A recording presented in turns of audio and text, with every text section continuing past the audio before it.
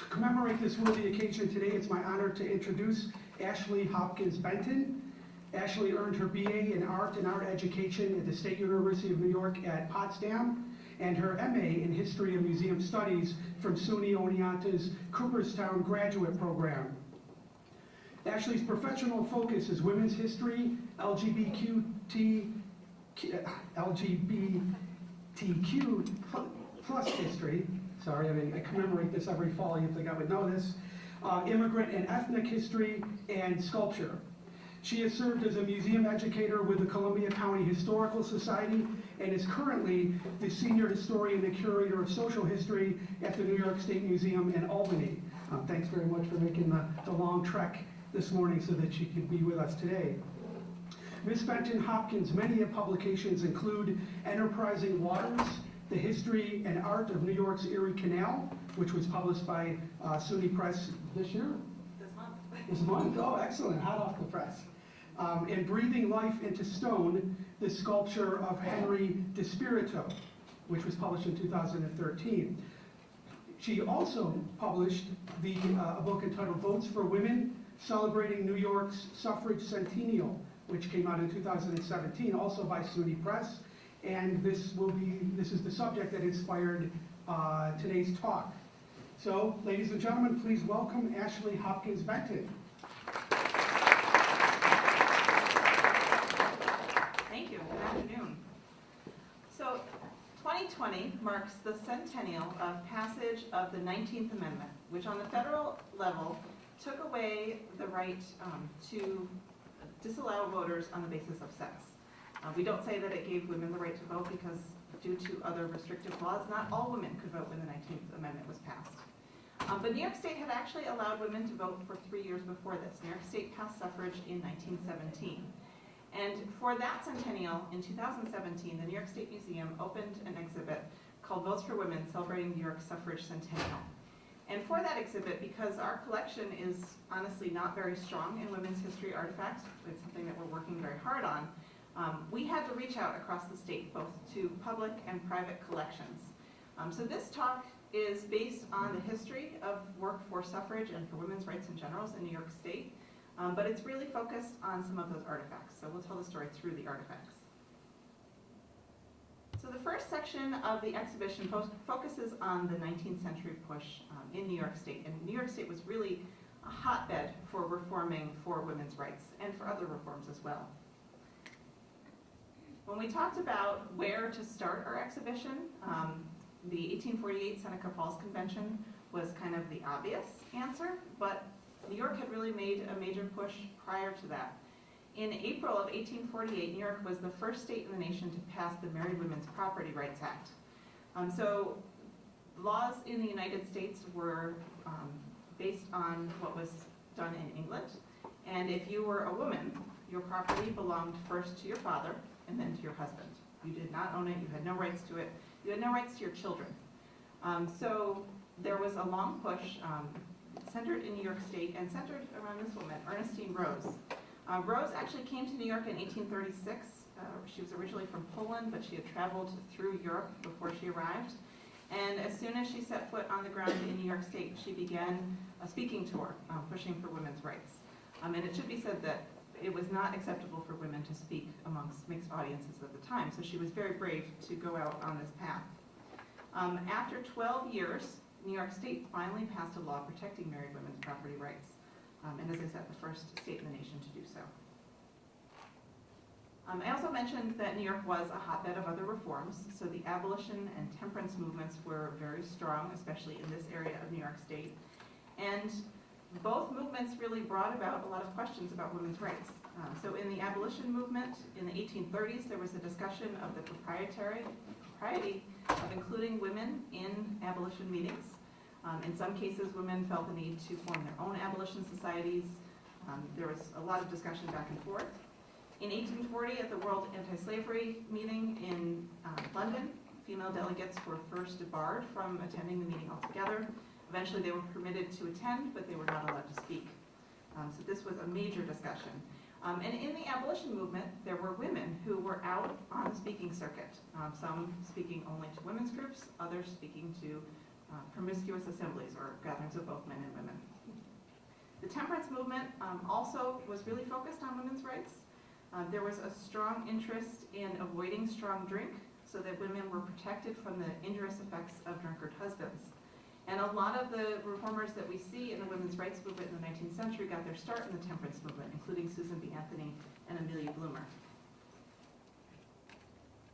Then we get to July of 1848. On July 9th, there was a tea at the home of Richard and Jane Hunt, and in attendance was Elizabeth Cady Stanton.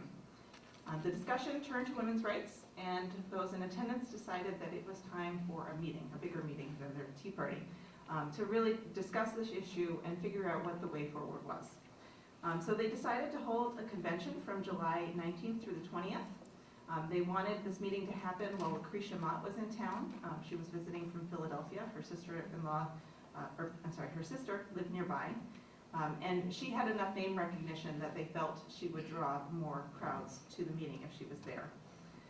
So Elizabeth Cady Stanton went to the McClintock home on Sunday, July 16th to work on a statement that they would use to guide this meeting, which became the Declaration of Sentiments, which was modeled on the Declaration of Independence.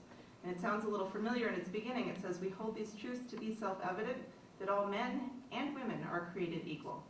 So they worked with this framework that the founders had already used and tweaked it a bit to get their message across.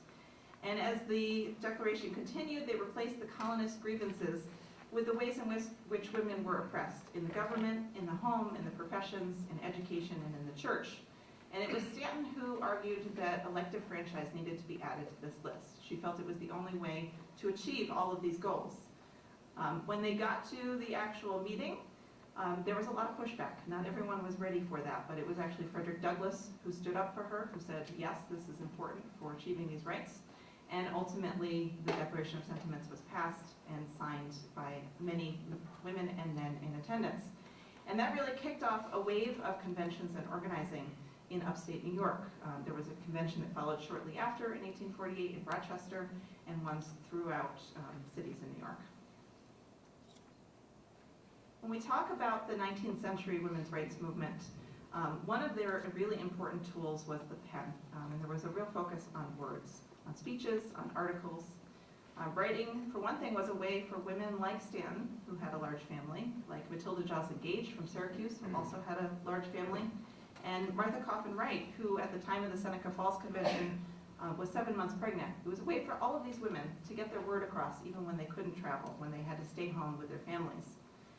Wright wrote, "I love Mrs. Stanton for the ardor and energy she shows in advocating for our cause, and envy her ability to clothe her thoughts in words that burn."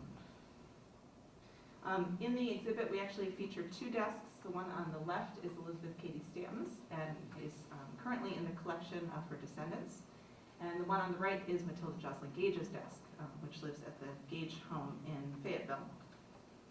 And what I think is really interesting as we were planning this exhibit is typically if you go to a historic house, you see lots of desks of great men. You don't see as many women's desks. So it was really interesting to have several examples. For some women, travel was possible. For Susan B. Anthony, for example, she did not have children. She traveled extensively. There were several times during the campaign that she spoke in every county of New York State. Her travel schedule was completely exhaustive, even by today's travel means. If you think about like where she was and when she was there, and then you multiply that by the time it took to travel in the methods that they had in that day, it really is quite mind-boggling that she was able to do that. She didn't just travel in New York State. She also focused on states that were holding referendums, especially starting in the West. So she spent a lot of time in California when they were holding a suffrage referendum. And out of that, the press in California recorded a poem that is based on the alligator purse that you see on the left. And you probably have heard it before. It goes, "Miss Lulu had a baby. She called him Tiny Tim. She put him in the bathtub to see if he could swim." It goes on and on. "Call for the doctor. Call for the nurse. Call for the lady with the alligator purse," meaning Susan B. Anthony. "Mumps," says the doctor. "Measles," said the nurse. "Vote," said the lady with the alligator purse. Sojourner Truth was another really important speaker on the suffrage circuit as well as the abolition circuit. She was born into slavery in Ulster County as Isabella Baumfree, and she escaped from slavery, or as she said, "I did not run away, I walked away by daylight," in 1827. She very quickly began to attend events in both reform movements, and she is perhaps best known for her 1851 speech at the Ohio Women's Rights Convention. She was not on the program. She chose to get up and speak when they invited speakers from the audience. And that speech is today mostly known as the "Ain't I a Woman" speech. In it, she highlights the double discrimination faced by women of color. One of the challenges with this is, of course, in the 19th century, speeches were not recorded, as they are today, by TV or sound recordings. So we have to rely on what the newspapers printed of her speech. And the version of the speech that's best known today comes from several years later. It's really tweaked. It makes her sound like a Southern slave, when in fact, as I said, she was born in Ulster County. Her first language was Dutch. So we know that it was changed over time.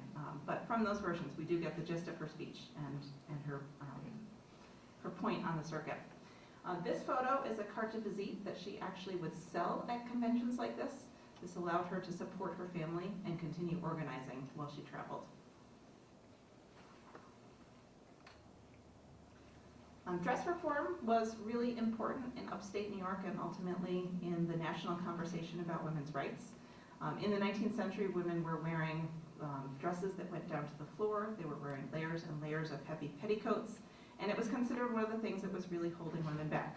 Women argued that there was no way they could take place in the professions if they were weighted down in this way. They couldn't move around as much as they needed to. Over the years, variations of shortened dresses over loose pants were used by different communities. They appeared in the Oneida community, in the water cure movement, different environments where women were expected to have a more equal role in society. They were expected to work, they were expected to do physical activity. And so Elizabeth Smith Miller, who is the daughter of Gerrit Smith and the cousin of Elizabeth Cady Stanton, is actually credited with introducing this kind of dress to the women's rights movement. She was an avid gardener, she liked to go out for walks, and she wanted something that was more practical to be able to move around in. So she introduced this, it caught the attention of Amelia Bloomer, and Bloomer printed it in her newspaper, The Lily. And very soon after, she started receiving letters from women across the country saying, "Can you provide patterns? Can you show an image of yourself wearing this dress?" We're really interested, they wanted to learn more. And so very quickly, in 1851, this was pulled into the women's rights movement. Stanton, Anthony, many others were wearing this outfit. But they dropped it almost as quickly. They found that as they went around in life wearing a garment that to us perhaps doesn't look that different, but to them this is radically different, garnered a lot of attention, and it took attention away from the things that they were saying about rights. So they didn't want all the attention focused on their clothing, they wanted it focused on their ideas. Following the Civil War, and during the Civil War, women's rights reformers really set aside their cause and worked for the war effort. So following the Civil War, a new association was formed called the American Equal Rights Association, and this was formed to promote both women's rights and African American rights together through universal suffrage. Because they had set aside their work during the war and had done patriotic efforts, women really thought that this was their chance to get a federal amendment passed and to get the vote finally. When the 14th Amendment was passed, it was the first to add the word male to the Constitution, and some worried that this meant that African American suffrage and women's suffrage were not going to be able to be passed at the same time. And it really kicked off a major argument about what was the priority. Was it possible to do both at once, or if one had to be done before the other, which should come first? Wendell Phillips famously called this the Negro's Hour. Well, Susan B. Anthony and Elizabeth Cady Stanton really turned to very racist arguments and argued for educated suffrage, and also adopted an anti-immigrant stance. And this all came to a head at the 1867 New York State Constitutional Convention. This discussion that was happening in New York State was really kind of a focus of the whole national discussion as well. And then with passage of the 15th Amendment, this argument further deepened. Out of this came a rift in the suffrage movement. So Elizabeth Cady Stanton and Susan B. Anthony, as well as other New York leaders, left to form the National Women's Suffrage Association in May of 1869. And they focused their efforts on a federal amendment. So they were really active at a national level, even though they were all based in New York State.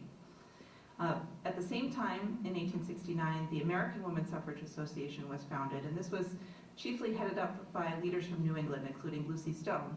And they argued that a federal amendment was not going to happen in this atmosphere, and that instead they needed to push for a state-by-state strategy.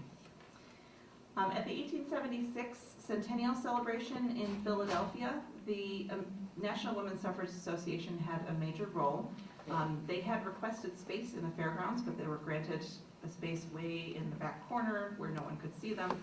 So they set up their own headquarters. They rented space across the street. And you can see their autograph book here where they were gathering signatures of all of the women, and this is really a who's who of the 1870s and the women's rights movement on a national level.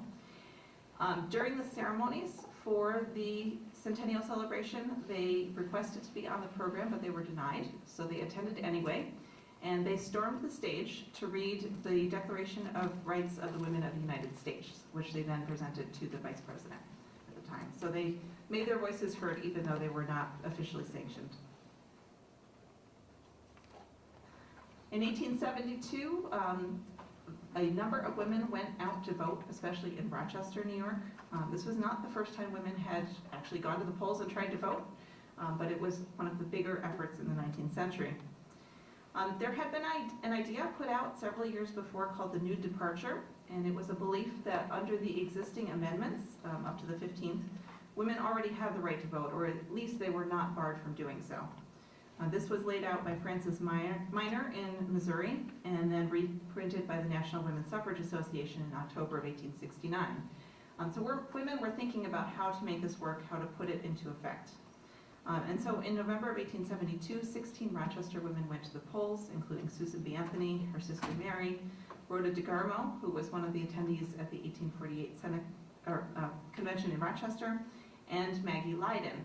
And thankfully for us as historians, Leiden's husband actually kept a journal where he wrote about a lot of the things. He talks about when Maggie goes to register to vote, and he records, "I think they are right to do so." Ultimately, Susan B. Anthony was arrested, and she was made the test case. And so prior to her trial, she went out and spoke in every postal district of Monroe County where she was to be tried. The judge decided to move the trial, so she then went out and spoke in every county, or every postal district in Ontario County ahead of the trial.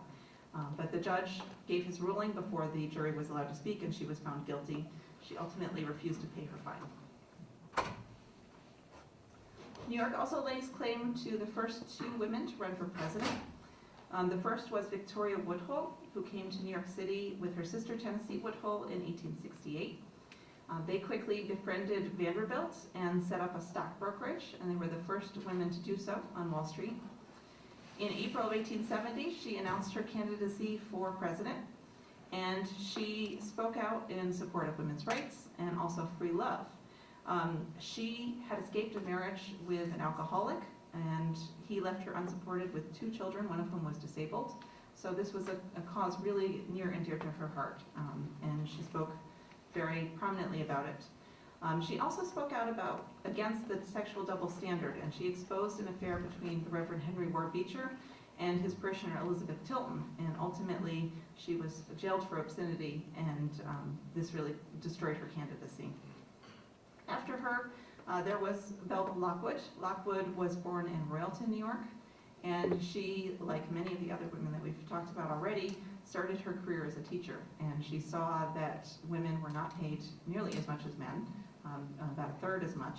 So she decided to continue her education. She felt that that was the key, and she actually left her family with, or left her children with family so that she could continue with school. Ultimately went to law school and moved to Washington, D.C. And when she finished law school, although she had finished all the coursework, she had to petition to actually get her degree. It was not granted to her because she was a woman. And then she had to petition to practice before the Supreme Court, and she was the first woman to do so. She ran for president for the National Equal Rights Party in 1884 on a platform of women's rights, universal peace, improved education, and citizenship for Native Americans. And she actually earned 4,149 votes against Grover Cleveland, despite widespread reports of votes being dumped. She then ran again in 1888 with similar results. So that brings us to a shift in the movement and into our next section. In 1890, there was a shift on the national level. There was a merging of suffrage organizations. So originally we had the split amongst the two. They merged into the National American Women's Suffrage Association, which was an umbrella organization for state and local groups. And they pushed for suffrage on the state level. That was their primary focus. Elizabeth Cady Stanton was elected their first president, and Susan B. Anthony the first vice president. In New York State, the New York State Women's Suffrage Association was organized in 1869, and this was a group that was designed to serve as an umbrella for local political equality and suffrage clubs, of which many were being founded at this time, and I'll get to those in a second. New York had the largest membership of any statewide organization and gave the largest amount of money to the national organization each year, so they really had a major role on the national level, even though they were focusing their efforts here in New York State. At this time, there was really a shift for women who were upper class and upper middle class. They had more leisure time, more time to organize into clubs, and so for many of them, this meant political equality clubs.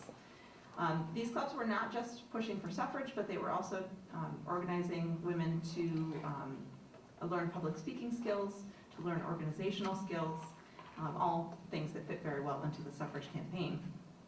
In 1910, there were 12 members in a small club in Binghamton. Well, meanwhile, in Geneva, there were 400, so they varied widely in size. Nearby in Geneva, the Political Equality Club was founded by Elizabeth Smith Miller and Anne Fitzhugh Miller, mother and daughter. Elizabeth was the daughter of Gerrit Smith, and as I mentioned, the cousin of Elizabeth Cady Stanton. Both women were very active in the New York State Women's Suffrage Association and helped the organization host conventions in Geneva in both 1897 and 1907. The Geneva Political Equality Club was founded in 1897, and they focused not only on suffrage but on broader reforms, including industrial conditions and world peace. African American women were generally not allowed to join the mainstream suffrage organizations and political equality clubs, so instead they founded their own. The National Association of Colored Women under Mary Church Terrell promoted the phrase "lifting as we climb," which really guided a lot of these organizations. And Mary Burnett Talbert of Buffalo, her reform work led to the Niagara Movement and the National Association, the founding of the National Association for Colored People. So these groups were really focused both on women's rights and on African American rights at the same time, while they were being left out of the mainstream organizations. This image is from nearby, and it was the Cayuga County Women's Suffrage Headquarters in 1915, which was headed up by another family, Emily Howland and Isabel Howland. And if you have an opportunity, I advise all of you, since you're so close, to visit the Howland Stone Store Museum. We benefited in our exhibition by a number of their collections, suffrage posters and photographs and ephemera. In this photo of the headquarters that they have in their collection, if you look closely at the posters on the wall, they still have a lot of those posters in their collection. And here's an example of a couple of them.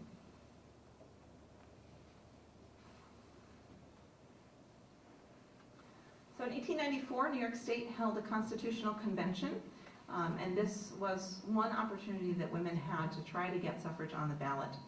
So they launched a major petition campaign run by Susan B. Anthony. It was actually headquartered out of her home in Rochester. Jean Brooks Greenleaf, who was the president of the New York State Women's Suffrage Association, and Mary S. Anthony both played major roles in this movement as well. Susan B. Anthony, again, made a tour of all 60 counties in New York, and she was aided by Harriet May Mills and Mary G. Hay, who organized mass meetings across the state. And as we traveled and did research, the poster that you see on the left, which announces one of these mass meetings, we saw these in various places throughout upstate New York, very similar ones, similar programs. So around this time, the suffrage movement really makes a shift in the way that they're organizing, and it is in part due to the leadership of two women. The first is Harriet Stanton Bletch, who is Elizabeth Cady Stanton's daughter. She traveled the suffrage lecture circuit with her mother, so she was well acquainted with the ways that they worked for suffrage in the 19th century, the people that were involved. She helped pen the History of Women's Suffrage Volume 2, which ultimately was a 6-book set, before she left for Europe and eventually married an English man and lived there for 20 years. There she really got involved with the British suffragists, and she saw their organizing and their more militant tactics that they used. So when she returned to the US in 1902, she was shocked at the state of the suffrage movement, at the fact that it was still a movement that largely took place in private meetings and in drawing rooms and really small confined spaces. She felt that it needed a major shakeup, and she realized that there was a need to abandon the New York State Women's Suffrage Organization and create her own group, which she first called the Equality League of Self-Supporting Women, which later became the Women's Political Union. And you can see in their banner here the influence of the English suffragettes. The purple, white, and green are the English colors, which she adopted for her organization as well.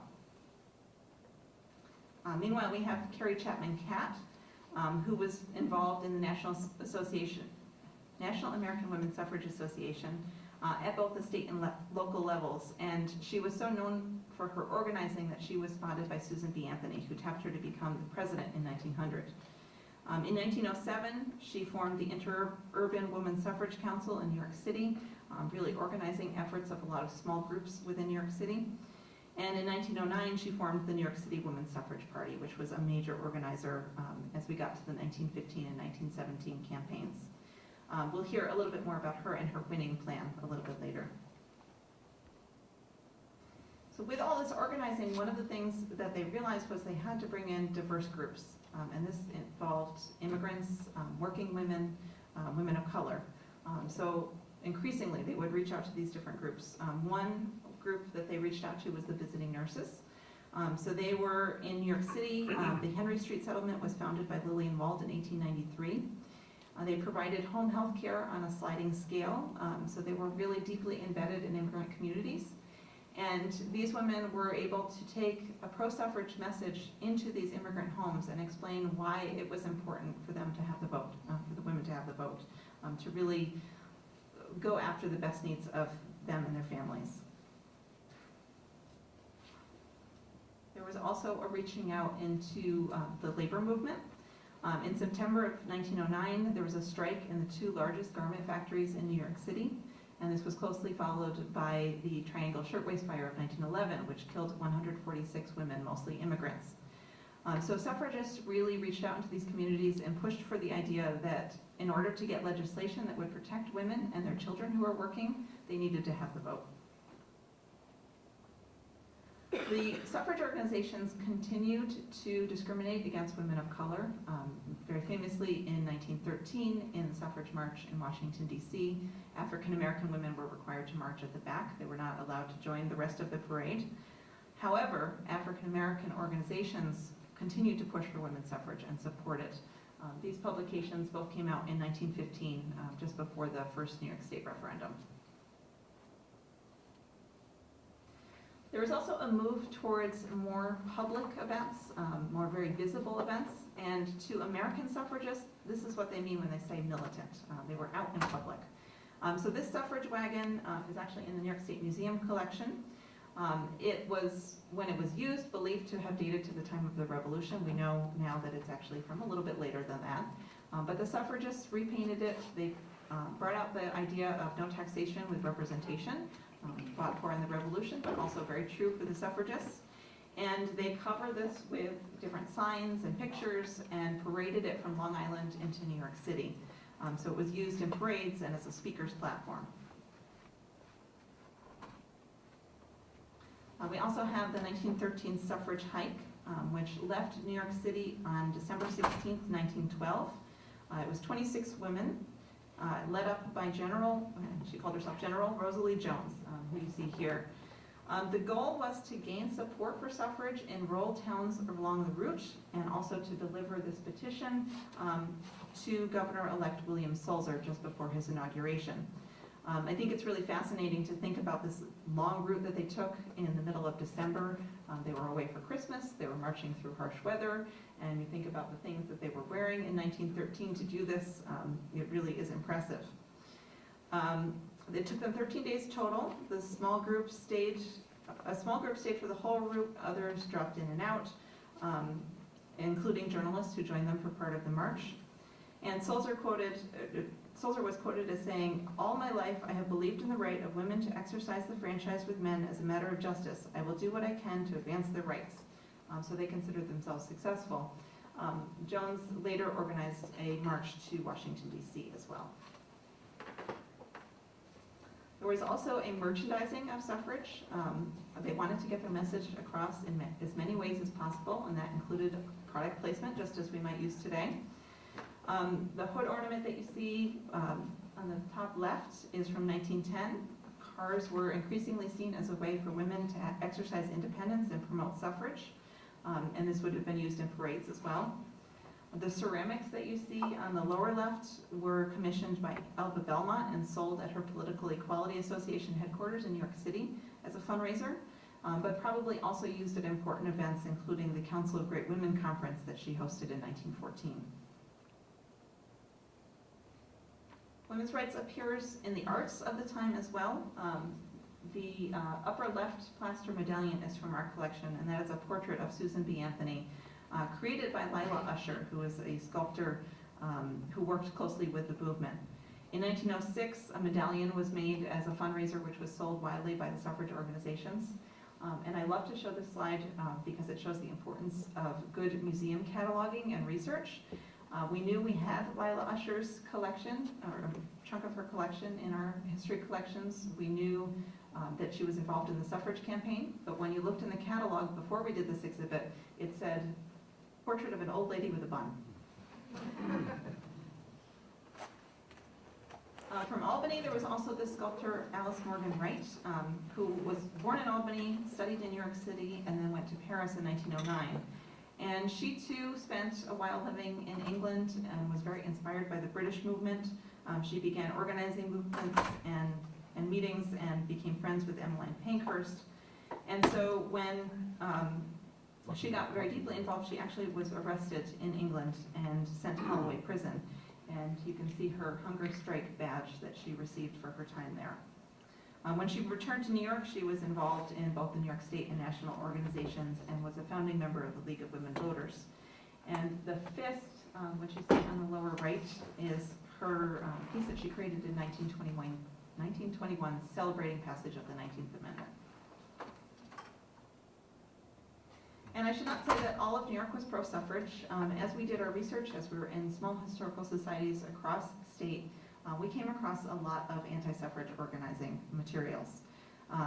Some of these are from Charles Fairchild and Helen Crumbar Lincoln from in this area of the state as well. So in 1915, the women of the state organized. In order to get suffrage on the ballot, they had to host a petition campaign, and they were successful. 1915 was a major year for states in the East: New York, Massachusetts, Pennsylvania, and New Jersey. All large population states were having referendums. In New York State, suffrage lost by 194,984 votes, but it was the most successful vote for suffrage in the East at that point. So the women met 2 days later and decided to tackle this proposition again. They hosted another petition and got back on the ballot in 1917. The petition for 1917, they gathered 1,014,000 signatures, so wildly successful. And at this point, they were organized, they were veterans at organizing, and also World War I had started. So that really changed the tenor of the United States at this time. So in the 1917 referendum, upstate counties lost by 1,570 votes, but New York City carried by 103,863. And that was really in part to those efforts of getting the workers and the labor organizers involved and getting the immigrant communities involved. And one interesting note, these posters are both from the Helen Stone Store collection as well, but if you look closely at the numbers, you can see that the 7s look a little bit different. They were reused from the 1915 campaign, and they posted a 7 over top of them. So in addition to the fact that New York State held a lot of the leaders who were involved both at the national level and the state level, New York was really important because it was the first state on the East Coast to pass suffrage. You can see here, this is right before the New York State referendum, a map showing all of the states in the West where women have the right to vote, and all the women in the East looking and hoping at that time to get the vote. After suffrage was passed, or actually, I'm sorry, before suffrage was passed, Carrie Chapman Catt was actually tapped to leave New York State in 1915 to take over the National American Women's Suffrage Association. And I mentioned she had a winning plan, which she announced in 1916. She organized 36 state suffrage organizations and pushed them to work towards both state and federal suffrage at the same time. And she said, some break in the solid anti-East should be made too. If New York wins in 1917, the backbone of opposition will be largely bent, if not broken. Meanwhile, another New Yorker, Alice Paul, led the militant suffragists, working for the amendment since 1913. And finally, in May of 1919, the House and Senate narrowly passed the suffrage movement, which by March of 1920, 35 states had ratified. The major split in the ratification came north to south. The southern states did not want to pass the amendment because they did not want more African American voters added to their rolls. So there was a tie, and it ultimately came down to Tennessee, who was the last to vote. And Tennessee was tied. The vote came down to Harry T. Byrne. And he got a note from his mother the morning of the election, and she said, "Be a good boy and help Mrs. Catt put the rat in ratification." Ultimately, he voted to support it. So you would think the story's done then, but we couldn't end the story yet because, of course, women have not achieved all the rights that they called for even in the 1848 Seneca Falls Convention. So I just want to show you very briefly some of the other topics that we talked about and collections that we found as we researched across the state. The first is the ERA. So Alice Paul, as I mentioned, was working with the militant suffragists to pass the 19th Amendment. And once the amendment was passed, she realized that, of course, they had not achieved the rights that they were working for. There was still a lot of work to do. So on July 21st, 1923, she presented the idea of the ERA to a group in Seneca Falls. And you can see first she went and visited the gravestone of Susan B. Anthony, kind of a theme that we see repeated today. This was introduced to Congress from every session from 1923 through 1972. In 1972, it passed both houses, but it was never ratified. And unlike previous amendments, there was a time constraint placed on ratification. This time constraint ran out, it was extended, and then ran out again in 1982. So you've heard probably the ERA in the news again. It has recently been passed in both Nevada and Virginia, and there are thoughts about a way forward and a way to revive it. So it's a current issue today even. Related to the ERA, we also brought in a collection while we were organizing this exhibition from the Second Congressional Union. The First Congressional Union was a group of militant suffragists in the early 20th century. And the Second Congressional Union was founded to push for the ERA right before the ratification timeline ran up. They were from all over the country, although they had a strong basis of members from New York State.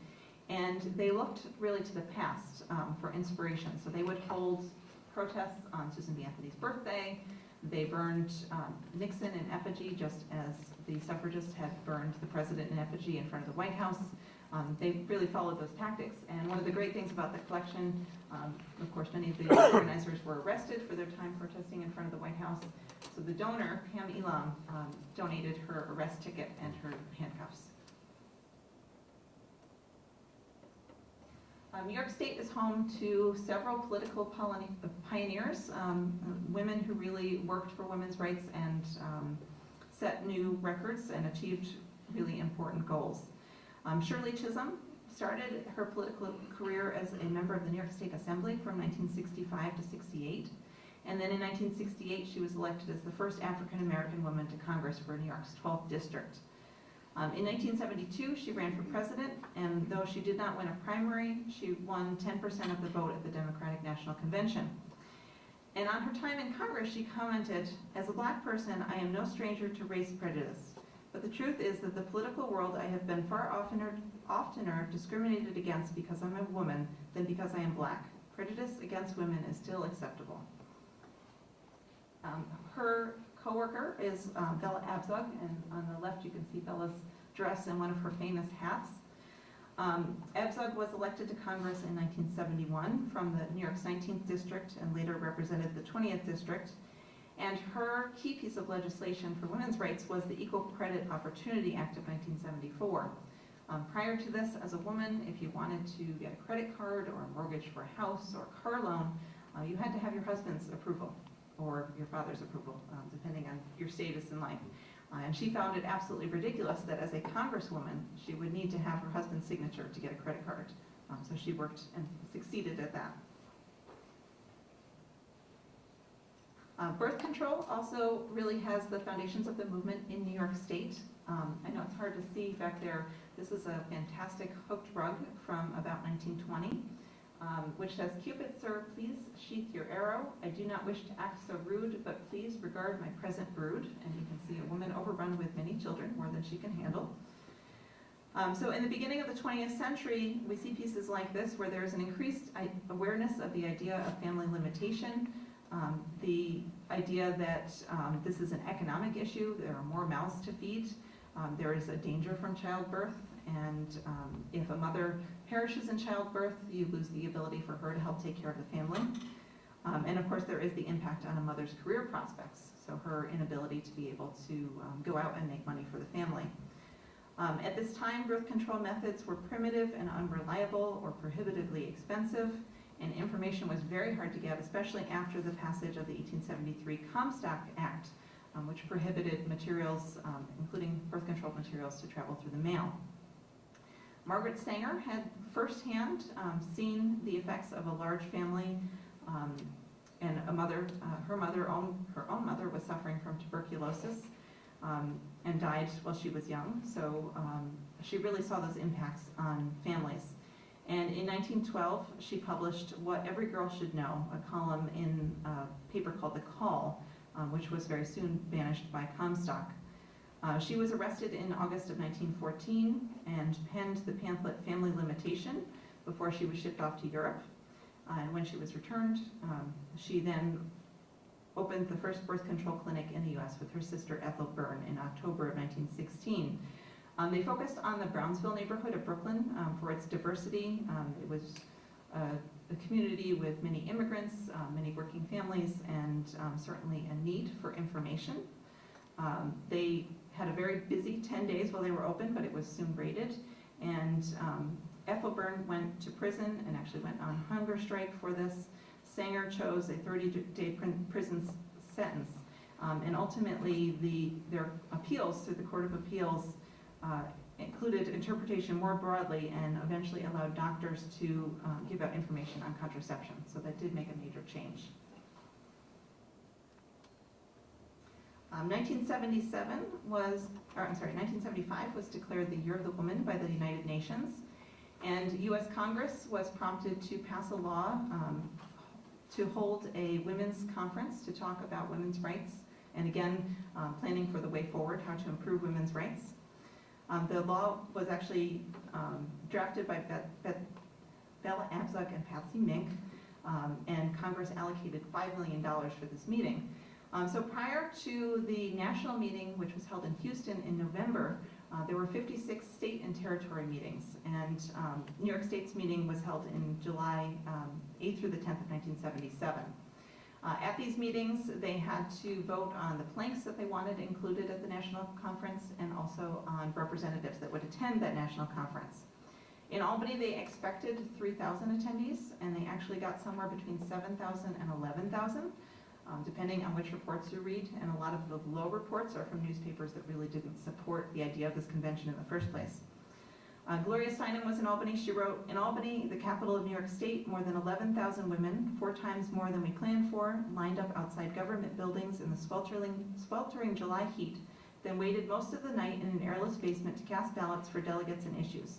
I'd stopped in Albany for the opening ceremony, and then I was going home to write and to make a living, but I ended up staying for 2 days and 2 nights without bed or toothbrush, helping with the voting lines."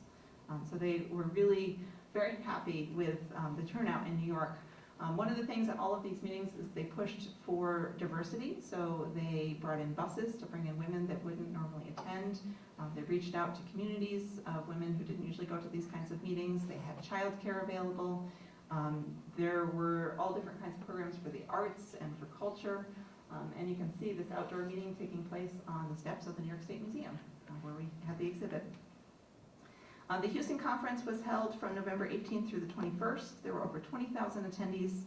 They ultimately discussed 26 planks covering childcare, education, the Equal Rights Amendment, health and reproductive freedom. Some of them passed unanimously, including one on equal credit. Sexual choice or protection of lesbian rights was fiercely debated and kind of started a debate that would carry on in the women's rights movement, but it did pass. And the Minority Caucus, which originally was represented by one plank that was supposed to represent all minorities, actually rewrote their plank to reflect themes from all of their communities.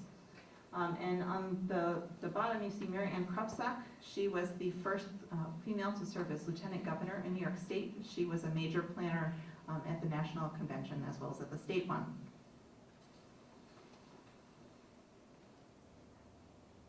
And we even carried to today. So while we were planning this exhibition, of course, the election was held and we had the first Women's March.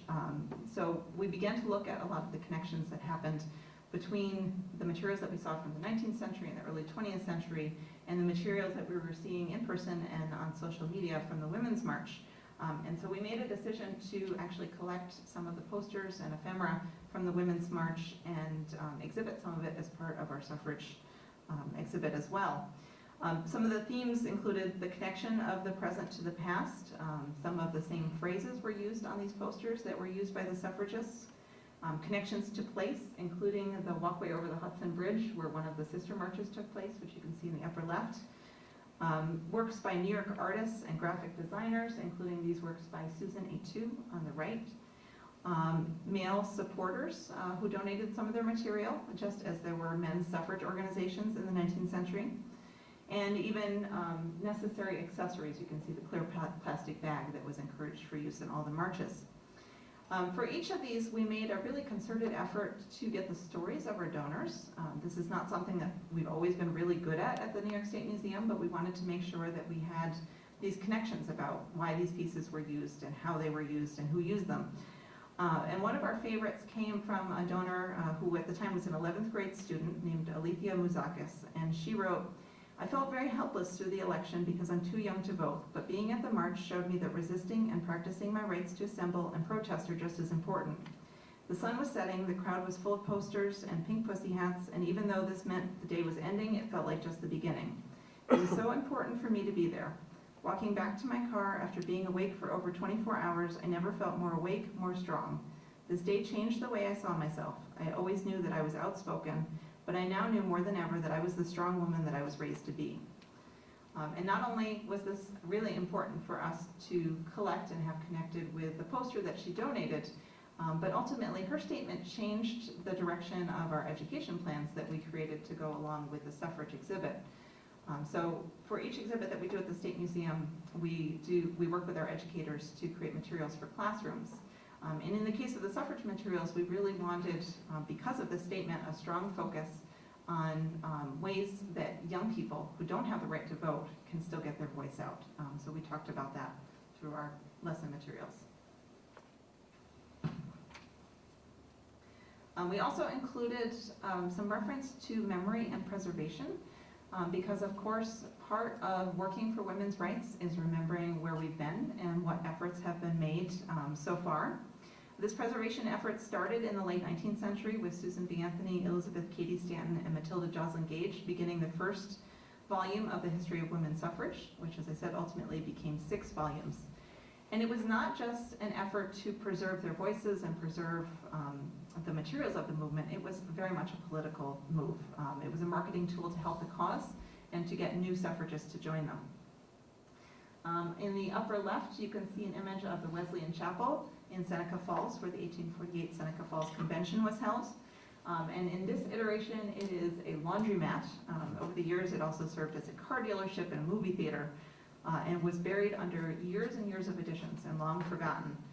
Ultimately, there was a plaque placed in 1923, or I'm sorry, in 1908. This plaque was placed on the side of the building, and then in 1932, a New York State Historic Marker was placed. But it wasn't until 1978 that the National Park Service began thinking about preserving this as a national park. They made a visit and made a favorable recommendation to Congress in 1980, but while it was passed and signed by President Carter, the Reagan administration put things off and didn't allow any money for the park to actually happen.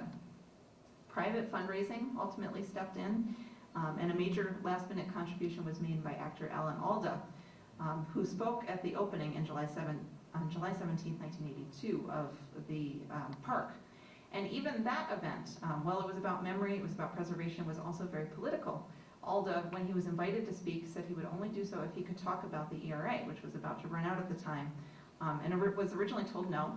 Ultimately, they did let him speak, and he said, "What beat us is hatred of women. People don't care about equality because they don't care about women." So the park, of course, you can visit today. It's still very much a work in progress. There's restoration work and new acquisitions going on all the time to really more completely tell the story of what happened in central New York. And finally, I'll leave you with a very current project, which we also featured in our exhibition, and that's the Monumental Women Project. So if you've been to Central Park in New York City, you've probably noticed that there's lots of statuary there. But if you start to look at the statuary, you'll see that there are lots of men who achieved really great things, and fictional women, but not real women. So there is a push, which is headed up by Colleen Jenkins, who is Elizabeth Cady Stanton's great-great-granddaughter, who you see in the picture up there holding the umbrella, and Pam Elam, who is the donor of the Second Congressional Union materials I talked about earlier. And they want to put the first statue of a real woman in Central Park. This statue was approved by Parks Commissioner Mitchell Silver, and they've been fundraising. They have had a design competition go forth, and a design was chosen. When the design was chosen by sculptor Meredith Bergman, there was a lot of pushback because it just depicted Susan B. Anthony and Elizabeth Cady Stanton and really neglected the contributions of women of color to the suffrage movement. So they went back to the drawing board, and this is on the left the final design, which includes Sojourner Truth, of course a very important figure in the suffrage movement in New York State as well. And this is supposed to open in August of this year. I just wanted to show you, this is a list of some of the lenders who provided the materials that you've seen throughout my presentation, and I'd be happy to take any questions. Yes? So, are there any known examples of ambrotypes or daguerreotypes of Susan B. Anthony? I mean, I know that there were many, cabinet cards, carte de visite, and so on, and there are known, of course, daguerreotypes of Frederick Douglass, but I'm not familiar with any of Susan B. Anthony. I don't know that I've seen any of her. We did feature Elizabeth Cady Stanton and Amelia Bloomer and Martha Coffin Wright in daguerreotypes in the exhibition, but I don't remember coming across any of Anthony. The one poster that you showed, the gathering that featured Frederick Douglass and Elizabeth, who would want to attend that? I mean, that's a magnificent opportunity. I have two questions. One, you covered the Women's March, you brought things up to date. In that regard, of the Me Too movement, will that be included as well in the commemoration? And the other question is for our prospective history students here. This seems to be a well-documented phenomenon now, especially now that we're in the centenary year for women's suffrage. Is there still plenty of material out there, plenty of opportunity to kind of enlarge the story and break new ground? Yes. So on the Me Too movement, that is a topic that we are definitely working to collect for the museum. Because our exhibit happened in 2017 into early 2018, 2018, we did not have the ability, that was really just bubbling up at that point, so we did not include it in that exhibit. But we want it to be included in the collection some way, and it's kind of an interesting conundrum for us at the museum because we are not great at collecting digital things yet, and of course that's where the bulk of material related to Me Too comes out. So we're really working through what the best way to do that is. Right now at the museum, we're actually exhibiting the Susan B. Anthony 2020 Suffrage Quilt, which is a collaborative community art project created by the Susan B. Anthony House, where women from across the country created quilt squares, both documenting important achievements in the suffrage movement, but also unfinished business. And that certainly comes up as a topic in those quilt squares. So there's one on the wall that just got put up today. I saw it this morning. So that's one way that we'll talk about that as well. And in terms of work and research, there is a lot to be done. There are several people that are working on projects documenting lesser known suffragists across the state. Some of them are really geographic-based things. So people are documenting the suffragists that were known for working in their county.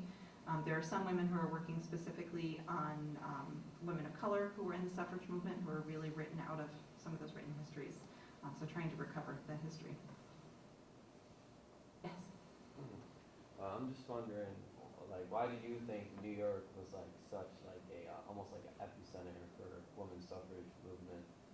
Like, I guess I never like realized like how New York had like such a big influence on women's suffrage movement. It comes because it was such a center for reform in general, and that happens because of the Erie Canal. So the canal is built through central New York, and all of a sudden all kinds of new people rush into the area. There are religious revivals, and there's a lot of talk about all different kinds of reform, especially abolition and temperance. And in any of those movements, as they're talking about the movement that they're focused on, say in the abolition movement, they're talking about freeing the slaves, they're also talking about reform in general and how to make life better for everyone. And that's where it really comes out of. And also in those movements in abolition and temperance, you have women who are starting to get a taste for organizing. They're doing something outside of the house for the first time. They're maybe speaking to small groups. They're going out and getting petitions, and they're getting politically involved. So that gives them just kind of some information on how to be politically involved and have a voice, even though they don't have the vote. Yes? So when you're speaking about the politicization of women in the temperance movement, in the abolition movement, you said that when Elizabeth Cady Stanton sort of proposed, hey, we really need the franchise here in order to achieve our goals, she got pushback. Mm-hmm. Is that pushback coming from both men and women? And if so, do we see something similar, for instance, when you said the women's groups reach out to the labor movement? Is there a similar tension in terms of prioritizing goals? It is a constant push and pull throughout the whole story. So when she first suggests elective franchise at the 1848 convention, certainly other women had brought it up before then, but it's not talked about a lot. And at the meeting itself, both the women in attendance at the meeting and then on the second day when men were allowed to attend as well, they both said, this is pushing it too far. If we want to achieve these things, people are going to mock us if we ask for the vote. And as I said, it is Frederick Douglass who says, no, you really need to include this, it's really important. And as they move away from 1848, their message becomes more streamlined, where they start to push out the other things and say, okay, we need the vote first, and then we can achieve these other goals that we have. When they get into the 20th century, they realize that they need those other associations, and they need other people to be involved. One of your slides had picture of the United States, all the states and all the ones on the west. Mm-hmm. You said they had the right to vote, and the ones on the east didn't, and the south. Mm-hmm. Why? So the population was so small in the West, it was just being settled, that it was a little bit more liberal in the way that they felt that they needed to include more people in the vote. Yes? Can you talk us a little bit about the anti-suffrage movement? Like, that was kind of interesting to me. Were there any women involved in that at all? Yes. Okay. Definitely. So you see a lot of upper class women involved in the anti-suffrage movement. They felt less need to have laws changed. They were pretty comfortable in the status quo. And there was certainly a concern that if women got the right to vote, and especially if working women got the right to vote, that might change the status quo.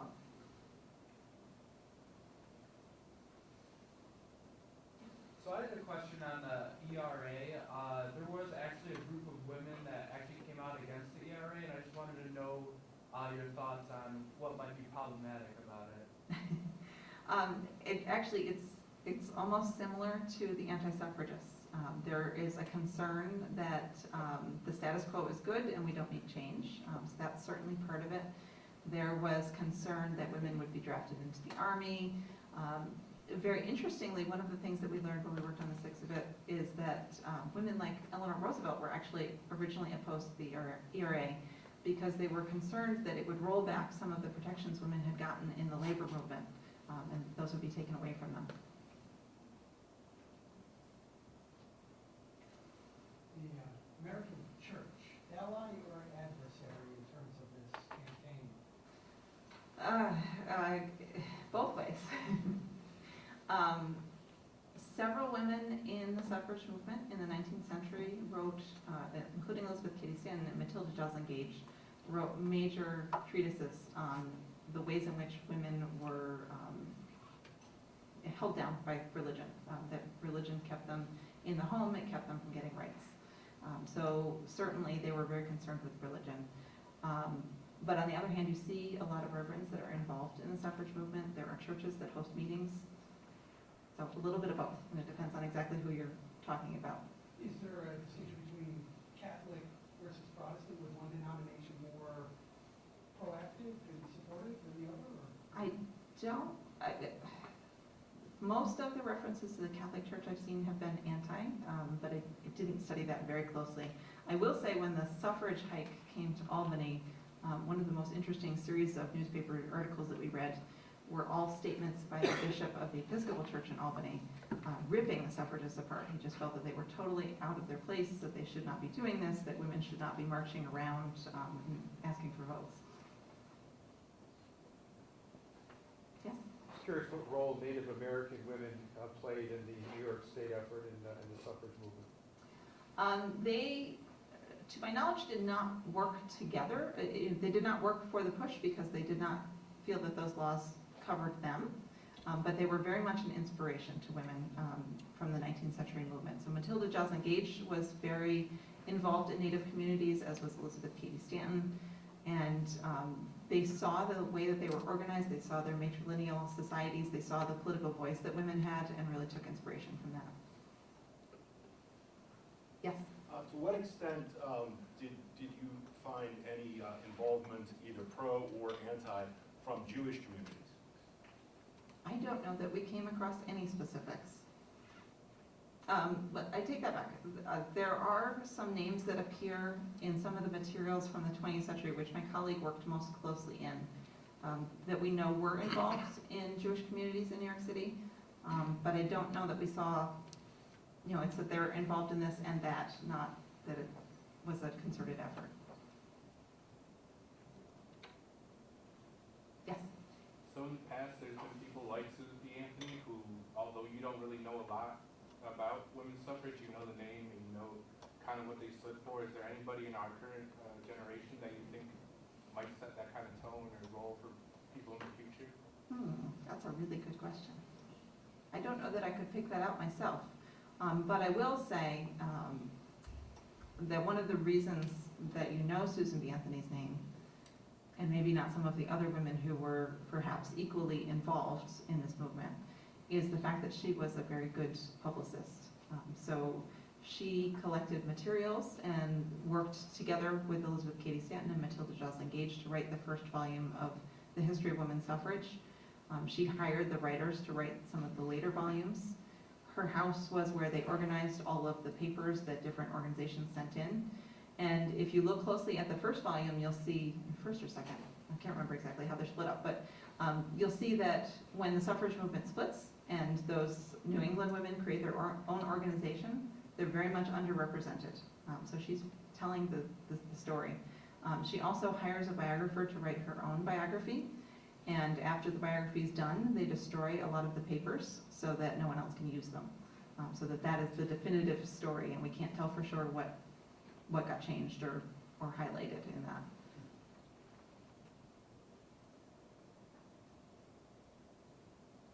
Thank you all. Those were a lot of really good questions.